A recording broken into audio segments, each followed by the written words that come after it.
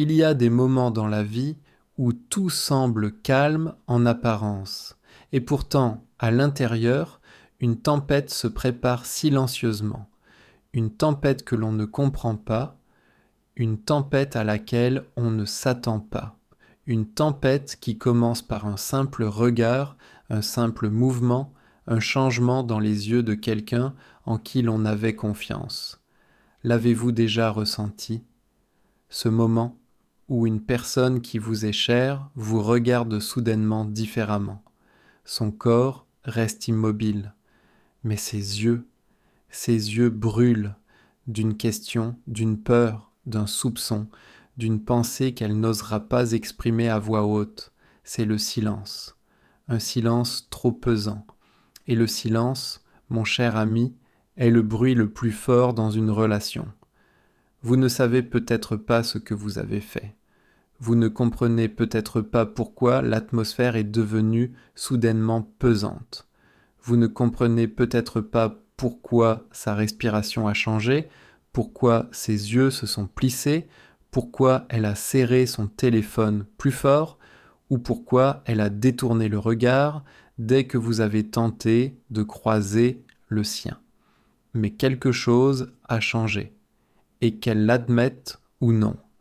Tu l'as senti, c'est toujours comme ça que ça commence. Pas par une dispute, pas par un cri, pas par des accusations, mais par un silence si glacial qu'il blesse plus profondément que n'importe quel mot. Mon cher ami, laisse-moi te plonger dans cet instant. Laisse-moi te révéler la vérité qui se cache derrière cette expression que tu as vue sur son visage. Laisse-moi t'expliquer ce qu'une femme pense lorsqu'elle se tait soudainement, lorsqu'elle se retire, lorsqu'elle commence à analyser, observer et évaluer tout ce que tu dis et fais. Car les femmes ne changent pas du jour au lendemain. Elles changent lentement, silencieusement, émotionnellement, intérieurement. Avant même de changer leurs mots, elles changent leur silence. Avant même de changer leurs actions, elles changent leur regard. Avant même de changer leurs décisions, elles changent leur cœur. Et toi, tu as senti ce changement. Tu riais peut-être la veille, tout semblait normal, mais aujourd'hui, quelque chose a changé. Sa façon de s'asseoir, son regard, ses réponses laconiques et sèches, son évitement du regard, ses délais de réponse plus longs, son air présent, et pourtant si loin. Mon cher ami, les femmes ne prennent pas leur distance sans raison. Il s'est passé quelque chose, peut-être important, peut-être anodin, peut-être réel, peut-être imaginaire, peut-être quelque chose que tu as dit, peut-être une interprétation de tes propos, peut-être quelque chose qu'elle a vu, peut-être quelque chose qu'elle a entendu, peut-être une idée qui lui est venue à 2 heures du matin, quand ses pensées s'emballaient, et maintenant son regard a changé. Non pas pour se disputer, non pas pour te faire du mal, non pas parce qu'elle est en colère, mais parce qu'elle est perdue, parce qu'elle a un mauvais pressentiment, parce que sa raison lui dit une chose et son cœur une autre. Les femmes ne partent pas du jour au lendemain, elles partent émotionnellement bien avant de partir physiquement, et le premier signe se lit toujours dans leurs yeux. Laissez-moi vous expliquer ce moment en détail. Quand son regard change, tout change. Mon cher ami, sais-tu ce qui révèle le plus une personne? Ni sa voix, ni ses mots, ni son sourire, ce sont ses yeux. Le regard d'une femme te dit tout avant même que sa bouche ne parle. Si elle est blessée, son regard s'adoucit. Si elle est en colère, son regard s'assombrit. Si elle est déçue, son regard se perd dans le vague. Si elle est méfiante, son regard te questionne. Si elle prend ses distances, elle cesse de te chercher du regard. Et quand cela arrive, la relation entre dans une phase de silence, une phase dangereuse, une phase où elle ne réagit plus, elle réfléchit. Elle t'observe, je t'observe, j'analyse tes habitudes, J'interprète tes paroles, je teste tes intentions. Je vérifie si ton « je tiens à toi » a encore un sens. Elle se tait, non pas qu'elle n'ait rien à dire, mais parce qu'elle a trop de choses à dire et pas le courage de les exprimer. Le silence d'une femme n'est jamais vide. Il est rempli de pensées qu'elle craint de partager. C'est ce silence que tu as ressenti, mon cher ami, ce silence qui t'a effrayé, ce silence qui t'a fait te demander « Que se passe-t-il ? Pourquoi agit-elle ainsi ? Ai-je fait quelque chose de mal ? L'atmosphère a-t-elle changé ? Est-elle en train de se désintéresser ? Et parce que tu as senti ce changement, ton cœur s'est agité, tes pensées se sont enflammées, ton âme s'est sentie troublée. C'est ainsi que commencent les tempêtes émotionnelles. Quand une femme change soudainement, elle commence à avoir des conversations intérieures silencieuses. Devrais-je lui demander ? Est-ce que je me fais des idées ? Quand une femme se tait, le monde autour d'elle peut sembler inchangé, mais son monde intérieur ne sera plus jamais le même. Son cœur tient des conversations que ses lèvres ne prononceront jamais. Son esprit se pose des questions dont elle craint les réponses. Son âme tente de se protéger d'une douleur qu'elle n'a pas encore avouée. C'est là que commence la véritable histoire, non pas dans les cris, non pas dans les disputes, non pas dans les émotions débordantes, mais dans ces moments de calme où elle est seule, les mains sur les genoux, le regard perdu dans le vide. Elle réfléchit, elle pense à toi, elle pense à votre relation, elle pense à tout ce qu'elle a donné et à tout ce qu'elle a reçu en retour. Les femmes ne partent pas du jour au lendemain. Elles réfléchissent longuement avant de prendre la fuite. Et ma chère amie, en ce moment même, elle réfléchit. La pensée la plus profonde qu'une femme a mais qu'elle ne dit jamais. Quand son comportement a changé, quand son regard a changé, quand sa voix a perdu sa chaleur, ce n'était pas parce qu'elle avait cessé de vous aimer, c'était parce qu'elle ne se sentait plus en sécurité avec vous, et elle ne le dira pas, elle ne vous le dira pas, elle ne vous l'avouera pas, mais la pensée au fond de son cœur est simple. Puis-je encore lui faire confiance pour mes sentiments ? Car la confiance ne se résume pas à la loyauté. La confiance, c'est la sécurité émotionnelle. La confiance, c'est se sentir vu. La confiance, c'est se sentir valorisé. La confiance, c'est se sentir choisi. Et quand une femme ne ressent plus cela, elle ne vous accusera pas, elle ne vous interrogera pas, elle ne se battra pas, elle se retirera simplement, elle donnera moins, elle parlera moins, elle attendra moins, elle espérera moins, elle partagera moins, elle ressentira moins, elle ne sera plus la même femme qu'avant, celle qui riait aux éclats, parlait sans cesse, aimait sans peur, car quelque chose en elle s'est brisé en silence. Et ma chère amie, tu l'as senti bien avant qu'elle ne l'admette. Quand son silence devient sa protection, il arrive un moment dans la vie de chaque femme où elle cesse de réagir émotionnellement, non pas par indifférence, mais parce que réagir l'a trop souvent blessée. Alors elle se protège par le silence. Le silence devient son bouclier, le silence devient sa sécurité. Le silence devient son refuge. Mais ce silence n'est pas vide, il est empli de sentiments inexprimés. Je suis fatigué, j'ai peur, je n'en peux plus de me répéter.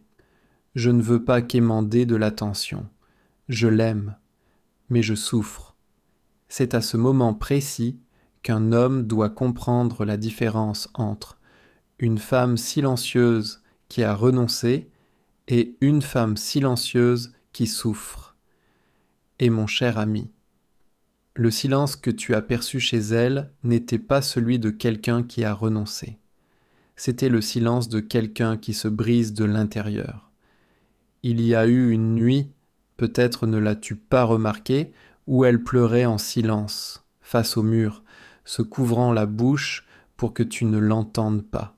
Non pas à cause d'une dispute, non pas à cause de la colère, non pas à cause de la culpabilité, mais à cause de la confusion. Elle se demandait: pourquoi ai-je l'impression de le perdre?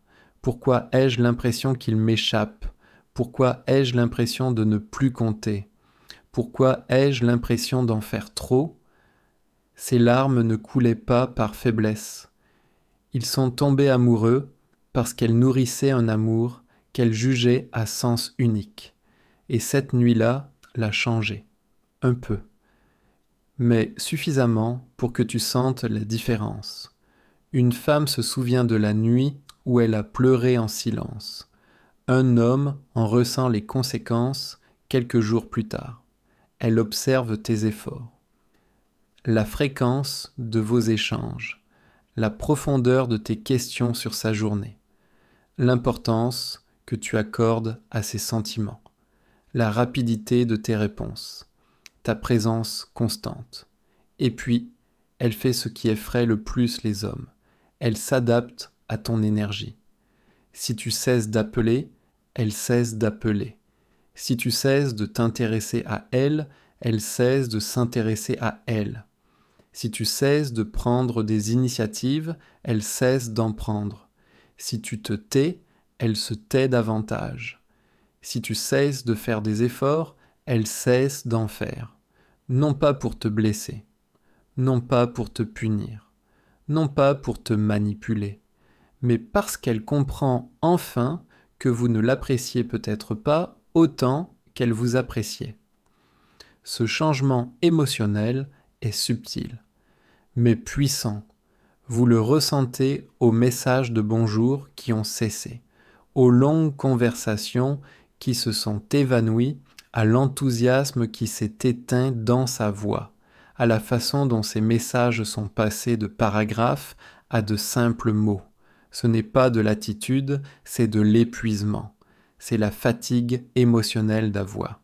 Chaque histoire atteint un moment où le silence devient insupportable. Non pas pour elle, mais pour lui. Car lorsqu'une femme se tait, quand elle se replie sur elle-même, quand elle cesse de s'expliquer, quand elle cesse de se plaindre, quand elle cesse d'exiger des efforts, c'est à ce moment précis qu'un homme se réveille enfin. Non pas parce qu'il a soudainement appris quelque chose, non pas parce que quelqu'un le lui a expliqué, non pas parce qu'il a acquis la sagesse du jour au lendemain, non. Il se réveille parce que l'absence de son énergie est plus douloureuse que la présence de sa colère. Son silence devient plus assourdissant que sa voix. Sa distance devient plus pesante que sa proximité. Ses réponses glaciales sont plus blessantes que ses arguments. C'est alors qu'il réalise: elle n'en demandait pas trop. Je n'en donnais pas assez. Et mon cher ami, cette prise de conscience change tout, le choc du vide émotionnel. Il arrive un moment où, seul, il se retrouve à parcourir de vieux messages, à relire des conversations qu'il avait ignorées, à réécouter ses messages vocaux, à laisser les souvenirs défiler dans sa tête, et il finit par voir quelque chose d'effrayant. Elle n'était pas dramatique, elle n'était pas émotive. Elle n'exagérait pas, elle souffrait, et il ne s'en était pas rendu compte. Mon cher ami, cette prise de conscience brise un homme silencieusement, intérieurement, doucement. Il se souvient de toutes les fois où elle a dit: j'ai l'impression que tu t'en fiches. J'ai l'impression que je ne compte pour rien. Tu ne m'écoutes pas. Tu ne prends pas de temps pour moi. Je ne me sens plus aimé. Et il se souvient de ce qu'il a répondu: tu te fais trop de soucis. Tu es trop émotive. Je suis occupé. Tu te fais des idées. Pourquoi tu te plains autant? Pourquoi tu ne peux pas me faire confiance? Ces mots résonnent encore dans sa tête, le hantant, lui rappelant les moments où il a minimisé sa douleur au lieu de la comprendre. Maintenant, elle est silencieuse, un silence inquiétant. et pour la première fois, il ressent ce qu'elle a ressenti, la solitude, la distance, l'incertitude, la peur. Une peur qu'il n'avait jamais connue, la peur de la perdre.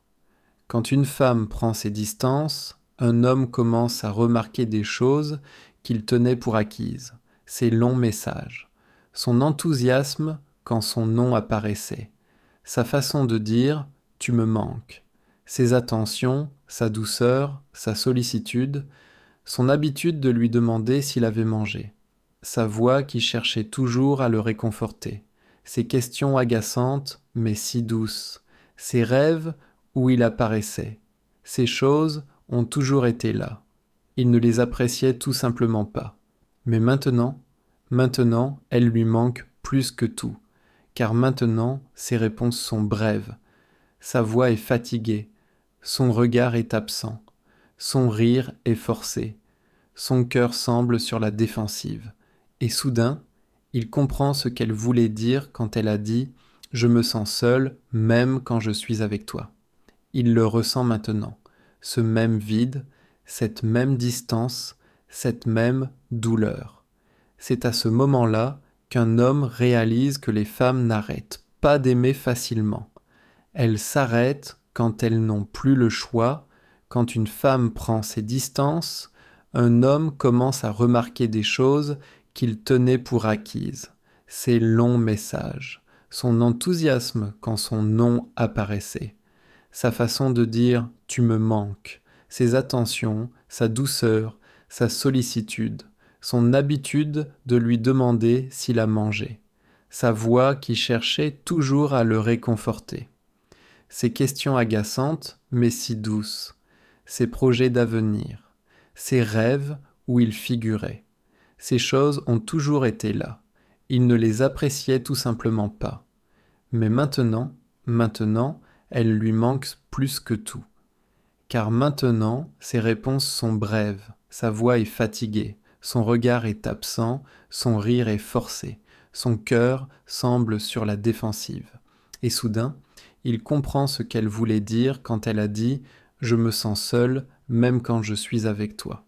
Il le ressent maintenant, ce même vide, cette même distance, cette même douleur. C'est le moment où un homme réalise que les femmes n'arrêtent pas d'aimer facilement.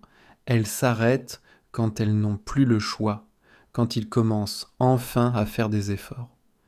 Un homme qui auparavant ne faisait aucun effort se mettra soudain à essayer. Il envoie d'abord un message, il appelle plus souvent, il lui demande comment s'est passée sa journée. Il la complimente. Il essaie de la faire rire. Il lui envoie de longs messages. Il s'excuse encore et encore. Il tente d'arranger les choses. Mais mon cher ami, il y a une vérité douloureuse. Quand une femme est au bord du gouffre, les efforts comptent. Quand une femme est brisée, il est trop tard. Et en ce moment, lorsqu'elle te l'a confié la première fois, elle te l'a donné avec foi. La foi que tu le protégerais, le chérirais, le respecterais. Et maintenant, après la déception, après la négligence, après le silence, ce vase est fissuré. Tu peux essayer de le cacher, tu peux essayer de l'ignorer, mais il est là et elle le ressent à chaque battement de son cœur, le pouvoir des petits gestes. À ce stade, mon cher ami, les grands gestes comptent peu. Un bouquet, un dîner raffiné, une déclaration solennelle, ils peuvent susciter un sourire, mais ils ne peuvent guérir ce qui a été brisé. Ce qu'elle remarque, en revanche, c'est l'attention portée aux détails, la constance, l'authenticité, présence. Se souvient-il de ce qu'elle aime au petit déjeuner? Remarque-t-il ses humeurs? Respecte-t-il ses limites? Écoute-t-il sans juger? Parle-t-il doucement quand elle a besoin de réconfort? Ou se précipite-t-il pour régler ses problèmes sans les comprendre d'abord? Ce sont ces moments qui comptent. Ce sont ces moments qui commencent à panser les fissures de son cœur. Mon cher ami, si tu veux réussir, la patience est essentielle. Elle est fragile, sa confiance est prudente. Son cœur est comme un papillon, hésitant, léger, facilement effrayé. Alors, ne force pas, n'exige rien, n'attends rien, attends plutôt, observe, agis avec douceur, laisse-la donner le rythme, laisse-la respirer, réfléchir, choisir, car rien ne détruit plus vite la reconstruction que la pression. La pression fait grandir les murs, la pression creuse les fissures, la pression la replie sur elle-même. Reconstruire l'amour est une danse silencieuse et délicate que peu d'hommes comprennent. Si tu t'approches trop, tu l'effraies. Si tu t'éloignes trop, elle doute de ton intérêt. Si tu parles trop tôt, tu gâches l'instant. Si tu ne dis rien, elle se demande si tu tiens encore à elle. Mon cher ami, cette danse n'est pas une question de contrôle. C'est une question d'harmonie. Harmonie avec ses émotions, harmonie avec son rythme, harmonie avec ses peurs, ses espoirs, ses doutes. Tu suis ses signaux. Tu reflètes son énergie sans la copier. Tu bouges avec elle. Tu ne t'y opposes pas. Et dans cette harmonie, la confiance revient peu à peu. Même en agissant avec douceur, elle te met à l'épreuve. Elle peut sembler distraite, elle peut poser des questions anodines en apparence. Elle peut mentionner d'autres personnes subtilement. Elle peut évoquer des conflits passés pour voir si ta réaction change. Ne réagissez pas sur la défensive. Ne discutez pas. N'essayez pas de l'impressionner. Au contraire, écoutez. Observez. Répondez avec calme et assurance, car ces tests ne sont pas des pièges, ce sont des indicateurs de changement. Elle veut savoir si vous êtes vraiment différent. Une fois que la patience, l'observation et une connexion subtile s'installent, quelque chose de beau se produit. Sa peur commence à s'estomper. Les barrières de son cœur s'adoucissent. Elle ressent une tension qu'elle n'a pas ressentie depuis des mois. Une tension qui n'est pas de la douleur, mais du désir. Mon cher ami, c'est à ce stade qu'un homme comprend enfin le pouvoir de la présence émotionnelle. Ni cadeau, ni mots, ni promesses. Présence, constance, compréhension. Son désir n'est plus désespéré. Il est sélectif. Il est intentionnel. Il est mérité. À mesure qu'un homme traverse cette étape, il commence à comprendre quelque chose de presque effrayant. La maîtrise émotionnelle est séduisante, non pas par charme ou ego, non pas par apparence ou statut social, non pas par pouvoir ou intimidation, mais par contrôle de soi. Un homme qui comprend ses propres émotions et respecte simultanément les siennes devient magnétique. Il devient le havre de paix dont elle ignorait avoir besoin, mais auquel elle ne peut résister. Elle commence à le rechercher. Elle commence à désirer sa compagnie. Elle commence à remarquer chacun de ses gestes, non par obligation, mais par choix. Et dans ce choix réside son pouvoir ultime. Et le vôtre. L'une des leçons les plus difficiles qu'un homme apprenne est le paradoxe de l'amour. Pour attirer, il ne faut pas être trop disponible. Pour être désiré, il faut parfois savoir prendre du recul. Pour instaurer la confiance, il faut laisser de l'espace. Pour approfondir la relation, il faut respecter les limites. Mon cher ami, la distance n'est pas l'absence. La proximité n'est pas la possession.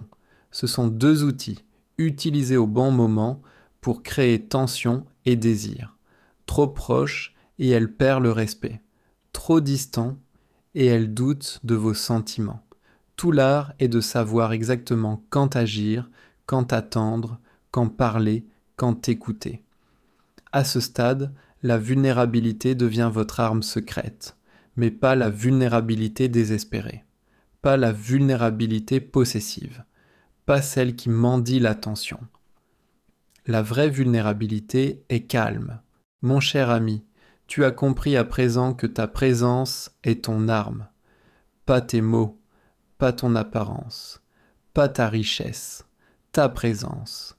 Quand elle entre dans une pièce et ressent ton énergie avant même de voir ton visage.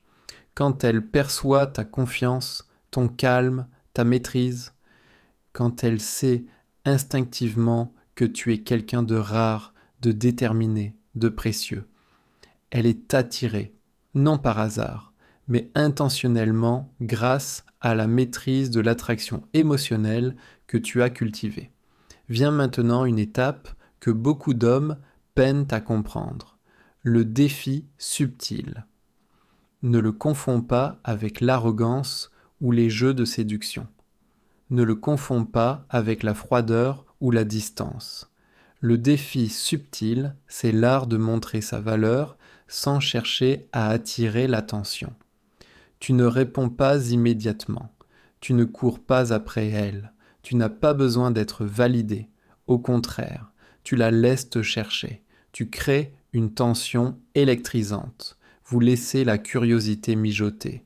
Vous laissez le désir grandir naturellement. Mon cher ami, c'est le stade où l'attirance devient chimique, viscérale, irrésistible. Votre énergie l'attire avant même que les mots n'aient d'importance. Rien n'attise le désir plus vite que l'anticipation. L'anticipation n'est pas simplement de l'attente. C'est une danse d'émotion et de maîtrise, un jeu subtil de présence et d'absence. Lorsque vous mettez fin à une conversation, faites-le avec une grâce discrète et non par désespoir. Lorsque vous répondez, répondez avec intention et non par précipitation. Lorsque vous partagez votre univers, faites-le avec discernement, en laissant place à la curiosité. L'anticipation libère de la dopamine. Elle déclenche le désir. Elle crée une soif qu'elle ne peut ignorer. Et mon cher ami, une fois cette soif installée, elle commencera à vous apprécier à sa juste valeur. À partir de la 5e partie, la connexion émotionnelle n'est plus une option, elle est essentielle. La connexion ne se résume pas à des conversations superficielles ou à des banalités. La connexion repose sur la résonance, la compréhension et l'intimité émotionnelle. Écoutez attentivement, reflétez ses sentiments sans jugement, reconnaissez ses difficultés sans chercher à les résoudre. Validez ses émotions, faites-lui sentir qu'elle est entendue et comprise. La connexion émotionnelle est le pont entre le désir et l'amour. Sans elle, l'attirance s'estompe. Avec elle, le désir se transforme en dévotion. Désormais, la vulnérabilité prend une dimension stratégique. Partagez un souvenir qui révèle votre profondeur. Révélez une peur qui témoigne de votre courage. Exprimez vos besoins sans mendier. Une vulnérabilité maîtrisée est signe de force, elle est signe d'authenticité. Elle montre que vous êtes en sécurité, ancré et capable d'être à la fois fort et ouvert. Les femmes le perçoivent instinctivement, elles le ressentent physiquement avant même de l'analyser mentalement. Et cela, mon ami, c'est le pouvoir. La physicalité ne se résume plus à des contacts fortuits ou à une proximité superficielle. Il s'agit d'un toucher intentionnel et significatif qui communique sans mots. Une main posée délicatement sur son dos pour la guider. Un léger effleurement des doigts pour créer un lien lors d'une conversation. Un regard qui s'attarde juste assez longtemps pour créer une tension. Un rapprochement au bon moment pour amplifier l'intimité émotionnelle.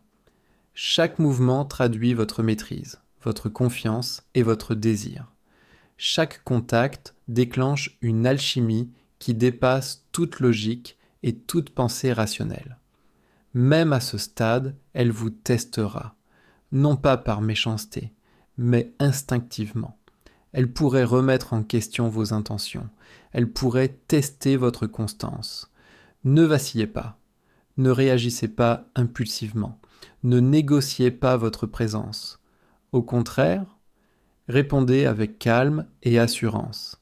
Gardez votre équilibre émotionnel. Montrez-lui que vous êtes inébranlable, ancré et maître de vous-même. Son désir pour vous s'intensifiera, sa confiance en vous s'approfondira. Son attirance deviendra irrésistible, inébranlable, indéniable. Mon cher ami, c'est le summum.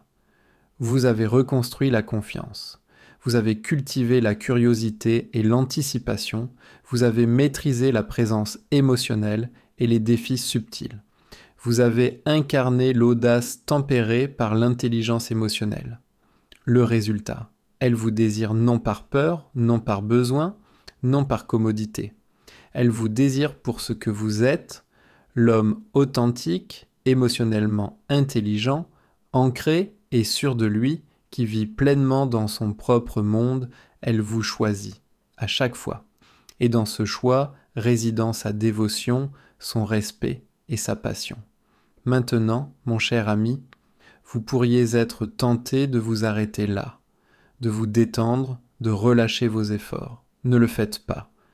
L'attraction et la connexion sont des forces vivantes. Elles nécessitent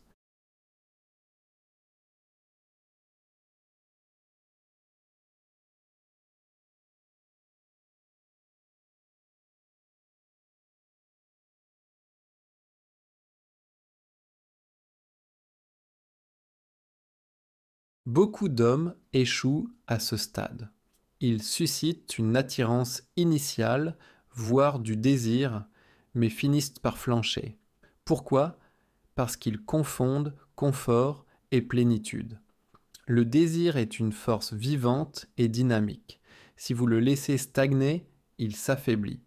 Pour maintenir son intérêt, vous devez constamment faire évoluer votre présence et votre énergie. Introduisez de la nouveauté.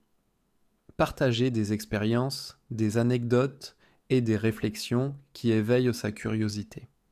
Restez imprévisible de manière positive. Variez le rythme de vos interactions. Entretenez le mystère avec subtilité, sécurité et excitation. Maintenez la tension émotionnelle créée. Ne la faites pas retomber trop vite dans une familiarité excessive ou la prévisibilité. Cette tension stimule la production de dopamine, maintient l'alchimie et captive son attention. Rien n'attise le désir comme l'utilisation stratégique de la rareté. Ne vous rendez pas constamment disponible. Évitez de trop partager votre temps, vos pensées, votre énergie. Faites en sorte que chaque instant passé ensemble soit précieux. La rareté n'est pas synonyme de cruauté. Elle signifie respecter sa propre valeur. Lorsqu'elle perçoit que votre attention n'est pas illimitée, elle s'investit émotionnellement pour la mériter. Elle devient attentive, pleinement présente et engagée, car elle sait que ce qu'elle reçoit est rare et précieux. Ce principe n'est pas de la manipulation, c'est le respect de soi transformé en un magnétisme irrésistible. Dans la 6e et dernière partie, le mystère constitue le dernier pilier, la force invisible qui entretient le désir pendant des années. Le mystère se crée en ne pas tout révéler de soi-même d'un coup, laissant ses histoires, ses traits de caractère et ses émotions se dévoiler progressivement. Faire preuve de profondeur sans explication. Un homme trop vite dévoilé devient ordinaire. Un homme qui se révèle avec parcimonie devient légendaire à ses yeux. Le mystère est le vecteur de l'attraction, la toile sur laquelle son imagination peint la dévotion, et le lien invisible qui unit son subconscient à vous. À ce stade, le désir se transforme naturellement en dévotion, mais seulement s'il est cultivé avec soin, conciliation et liberté. Elle doit se sentir en sécurité en votre présence, sans jamais se sentir enfermée. Intégrité prévisible, enthousiasme imprévisible. Validez vos propos et créez un lien sans vous perdre dans son récit. Leadership discret. Guidé avec calme et détermination, et non par une autorité ostentatoire. Elle vous suit non par obligation, mais parce qu'elle a une confiance absolue en vos conseils. La dévotion naît lorsqu'elle ressent cette rare combinaison de sécurité, d'enthousiasme et de profond respect. Vous comprenez désormais que les mots sont secondaires. L'énergie, la présence, le toucher et le timing sont le véritable langage de l'attraction. Chaque regard exprime la confiance. Chaque geste exprime une intention. Chaque silence exprime la maîtrise. Elle n'analyse pas, elle ressent. Et les sentiments durent bien plus longtemps que les arguments, la logique ou les promesses. L'homme qui maîtrise ces langages invisibles crée un attachement plus fort que n'importe quel charme superficiel. Le timing est essentiel. En matière d'attirance, il y a un rythme, des moments pour engager la conversation, des moments pour se retirer, des moments pour intensifier la relation. Un contact, un mot, un regard, au moment parfait, peuvent allumer un désir qui brûle pendant des mois. Trop tôt, trop tard ou mal synchronisé, et la magie s'estompe. La maîtrise du timing provient de l'observation intuitive, de la conscience de son état émotionnel et de l'alignement avec votre propre énergie vitale. Un homme magnétique ne dépend jamais d'autrui pour se sentir valorisé. Votre vie est complète sans elle. Votre bonheur est ancré en vous et non dans son approbation. Votre objectif est clair, votre chemin inébranlable. L'indépendance crée l'attraction la plus puissante. Elle est signe de force, de résilience et de confiance. Et l'ironie est simple, plus vous êtes autonome, plus elle désire faire partie de votre monde. Le désir est alimenté par la récompense, mais une récompense non méritée diminue l'attraction. Accorde ton attention avec discernement. Affirme-la émotionnellement au moment opportun. Laisse-la mériter ta présence, ta confiance et ton intimité. Cette approche sélective ne te rend ni froid ni manipulateur. Elle garantit qu'elle apprécie ce qu'elle reçoit. Elle crée des cycles d'anticipation et de récompense, véritable moteur de l'obsession et de l'attachement à long terme. Avant tout, mon cher ami, le véritable maître est maître de lui-même. Il contrôle ses impulsions, il maîtrise ses peurs, il transcende le besoin d'affection. Il est inébranlable face aux éloges comme aux rejets. Lorsque la maîtrise de soi devient ton état naturel, l'attrait,